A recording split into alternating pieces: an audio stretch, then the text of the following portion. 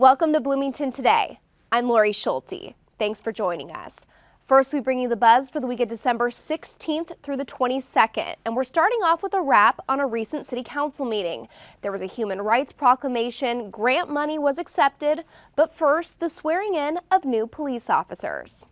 7 officers were sworn in during the December 7th council meeting. They began employment in early November. This hiring was the result of recent officer retirements.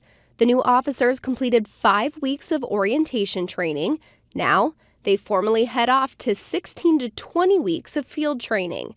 In all, these officers will have 5 months of training before working as a solo officer.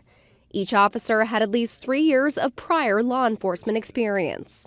I believe that this group, and what you're going to see in the next group here in just a couple months, represents the finest of the finest of what's out there in terms of law enforcement candidates. And that's why they stand here in front of you tonight. After those officers were sworn in, the mayor read the Human Rights Day proclamation. The city declared December 10th Human Rights Day. It recognizes the importance of diversity and equal rights. The Human Rights Commission celebrates this day every year in honor of the declaration that was signed in 1948 by the United Nations General Assembly. It is a reminder then, and it's also a reminder today for everybody to reflect on the meaning, the significance, and the work that is required to extend equality and human rights to everyone. Finally, at that same meeting, the council approved the acceptance of a $39,000 grant from the Bloomington Crime Prevention Association. The money will go to both the police department and human services to pay for things like National Night Out, software to analyze cell phones, the K-9 unit, and the Bloomington Academy for Safe Seniors. BCPA raises money every year during its Book 'em sale. 60 volunteers pitched in to turn the former Home Value site into a giant used bookstore. Deanna Juergens told us this summer how she first got involved with the Bloomington Crime Prevention Association. I have a history of police work in my family, and I wanted to do something. And I love books.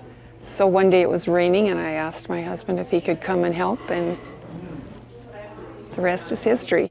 The Book 'em sale got its start in 1992. The sale grows each year and is now one of the largest of its kind in the upper Midwest. Over at Public Health, another partnership is benefiting the community. A joint project supplied VEAP with tons of fresh produce this year. The Food Shelf and Public Health worked together to bring more than 6 tons of veggies and fruit to VEAP between June and October. Public Health supplied the support and funds through the Statewide Health Improvement Program, or SHIP. The plan was carried out by a team of volunteers who picked up the produce from the Bloomington, Richfield, and Edina farmers markets each week throughout the summer. More than 70 volunteer hours made it possible. The goal was to reduce chronic disease risk factors in the community by increasing access to fresh produce. Fruits and vegetables are some of the least affordable foods for low-income families. These final crime prevention tips are meant to keep you and your gifts safe inside your home. Here's Bloomington Police Officer Jerry Wachowicz. Another holiday tip that I can share with you regarding your home is this. When you do arrive back at your home with presents, make sure that you bring them in and put them in a place that's not visible to somebody from the outside looking in. A lot of times during the holiday seasons, people will try to scam individuals, and they will approach you at your house, knock on the door, and pretend there's somebody they're not, and try to at least see in your house or even get inside.